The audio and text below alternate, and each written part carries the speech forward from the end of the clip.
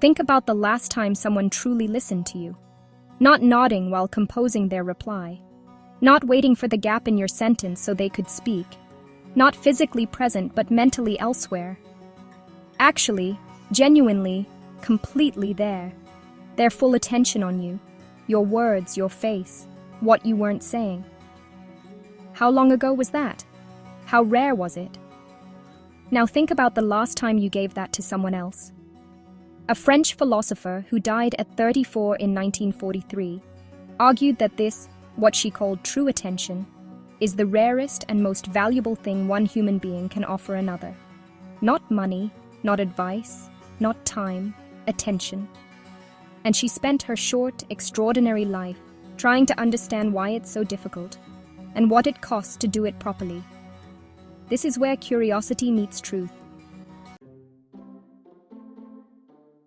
Simone Weil was born in Paris in 1909 into an educated, secular Jewish family. By any conventional measure, she was brilliant. She passed the highest philosophy examination in France, coming 7th nationally. In the same year, Simone de Beauvoir came 2nd. But she consistently refused to live the comfortable intellectual life her education could have given her. At age 6, she refused to eat sugar in solidarity with soldiers suffering on the Western Front. As an adult, she chose to work in a Renault car factory, not to study workers, but to actually be one, to feel what they felt, to understand affliction from the inside. She fought briefly in the Spanish Civil War. She joined the French resistance during the Nazi occupation.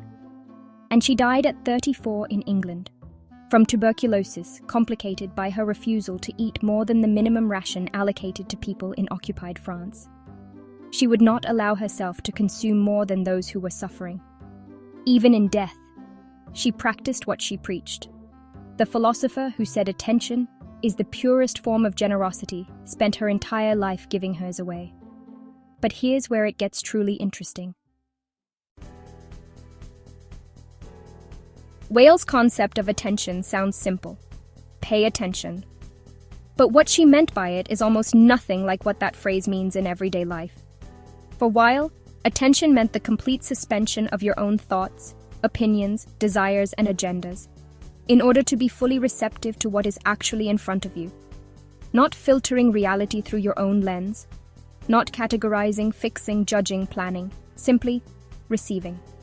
She wrote that attention is a negative effort, not an act of will or concentration, but the removal of yourself from the foreground of your own experience.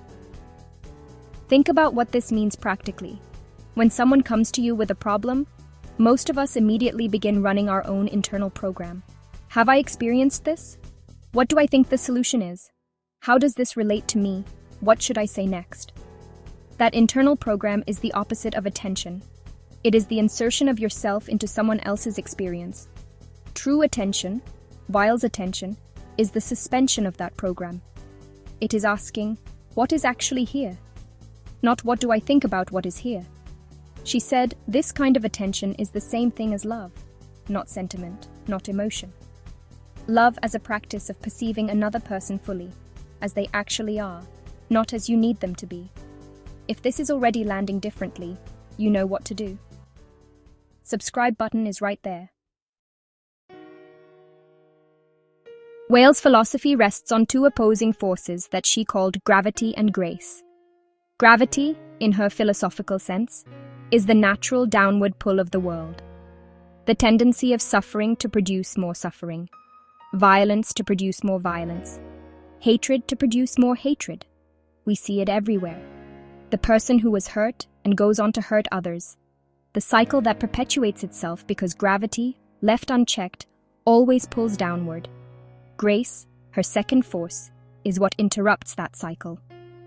The moment when the inevitable chain is broken by something unexpected.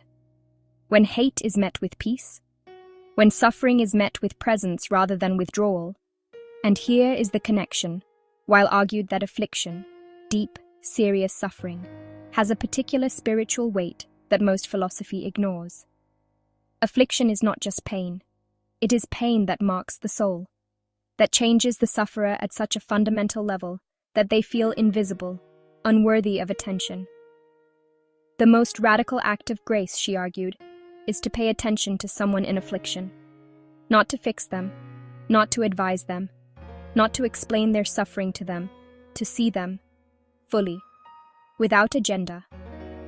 She wrote that the question that represents true attention to another person is simply, "What are you going through?" Not, "Here is what you should do." Not, "I understand because I once felt," just, "What are you going through?" This connects to Hannah Arendt's insight from earlier in this series, that the most important human act is to think, to truly engage with what is actually happening, rather than reaching for a formula. Will is saying the same thing about how we engage with other people.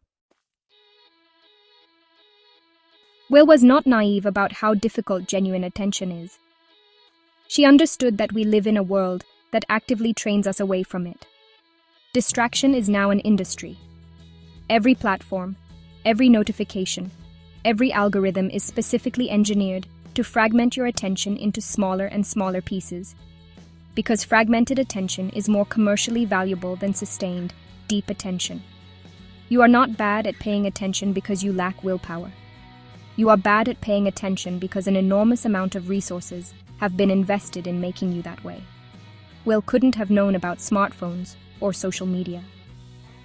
But she understood the principle, that the forces of gravity always pull toward distraction, consumption, the easy and the immediate, and that grace, genuine attention, always requires effort, not the effort of concentration, the effort of self-emptying, of sitting with discomfort without reaching for something to fill the silence, of being with another person's suffering without immediately trying to fix it, because fixing it would be more comfortable for you than actually receiving it.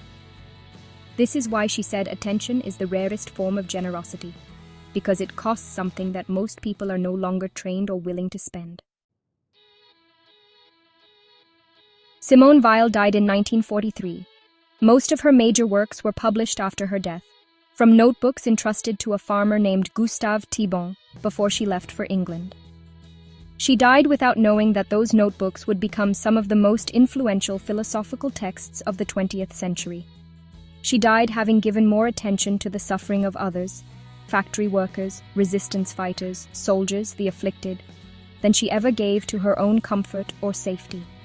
She was, in every sense, the thing she wrote about. And here is what she leaves us with. In a world of accelerating distraction, of fragmented connection, of conversations where both people are quietly elsewhere, the most radical thing you can do is be genuinely present. Not performing presence, not waiting your turn, not mentally composing your response while someone else is still speaking. Actually there. Will called this love. She called it grace. She called it the rarest gift one human being can give another. And she was right. The question is not whether you agree with her. The question is, when was the last time you gave it? And when was the last time someone gave it to you?